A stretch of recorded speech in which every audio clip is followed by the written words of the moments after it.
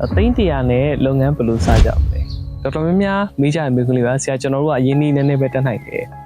ဆိုတော့သိန်း100လောက်နဲ့လုပ်ငန်းဘယ်လိုစမလဲပေါ့လုပ်ငန်းစတဲ့ဟာ2မျိုးရှိတယ်နံပါတ်1ကကျွန်တော်ပစ္စည်းရောင်းတာဒုတိယတစ်ခုထားလို့ဆိုရင်ကျွန်တော်တို့ဝန်ဆောင်မှုရောင်းတာပစ္စည်းရောင်းလဲရတယ်ဝန်ဆောင်မှုရောင်းလဲရတယ်ကျွန်တော်ဘယ်လိုဖြတ်တန်းခဲ့လဲဆိုတော့ကျွန်တော်ဝန်ဆောင်မှုရောင်းတာကျွန်တော်စဖြတ်တန်းခဲ့တယောက်တော့တူမှာမဟုတ်ဘူးလေဒါပေမဲ့ဝန်ဆောင်မှုနဲ့စလိုက်လို့ရှိရင်ကျွန်တော်အရင်နည်းအနည်းဆုံးနဲ့စလို့ရတဲ့လုပ်ငန်းလို့ကျွန်တော်တင် ကြားကြီးကလည်းဝန်ဆောင်မှုတွေပါပါတယ်အခုကျွန်တော်တို့ဒါကလော့ရောက်နေဆိုလို့ရှိရင်ဒါ travel and tour လုပ်တယ်ဆိုလို့ရှိရင်လည်းဝန်ဆောင်မှုလုပ်ငန်းလို့ကျွန်တော်ပြောလို့ရတယ်သူများတွေကို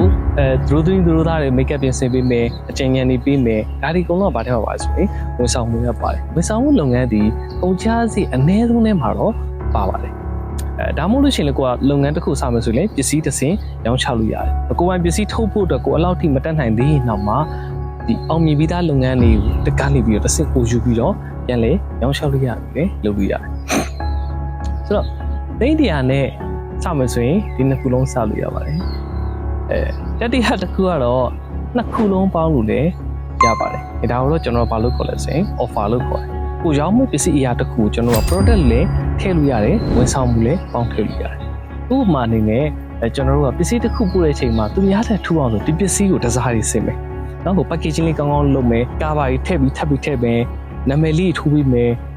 surprise ဖြစ်အောင်လည်းထပ်လုပ်ပေးမယ်ဝန်ဆောင်မှုအနေနဲ့အမြင်လည်းပို့ပေးမယ်ဆိုလို့ရှိရင်ဒါကဘာဖြစ်သွားလဲဆိုရင် product နဲ့ service ပေါင်းတဲ့တတိယလုပ်ငန်းဖြစ်သွားတယ်ဒီသုံးခုနဲ့ကိုယ့်ရဲ့လုပ်ငန်းကိုသိန်း100နဲ့စရင်လည်းစလို့ရပါတယ်ကျေးဇူးပါ